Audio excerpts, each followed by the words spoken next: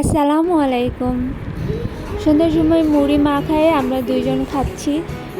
আর এই মরিচ, পেঁয়াজ, চানাচুর দিয়ে মুড়ি খাইতে খুবই ভালো লাগে। মুড়ি খাইতে খাইতে আজকে হঠাৎ আমার ছোটো আপার ছেলের কথা মনে পড়লো। ও যখন ছোট ছিল এত পরিমাণ দুষ্টু ছিল, খুবই দুর্দান্ত দুষ্টু ছিল।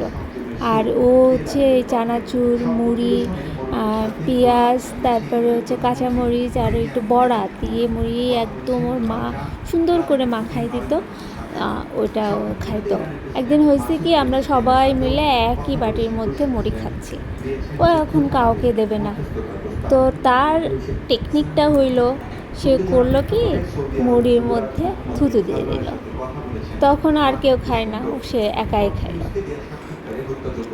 মুড়িটা শেষ হইলে আমি আমার পছন্দের জিনিস নিয়ে বসে গেলাম, আইসক্রিম। এটা আমার সবচেয়ে পছন্দ। আর আমার আমার ফ্রিজে সবসময় আইসক্রিম থাকে, আমাকে এনে দেয়, আমার খাইতে খুব ভালো লাগে। আইসক্রিমটা মনে হয় কম বেশি সবাই পছন্দ করে।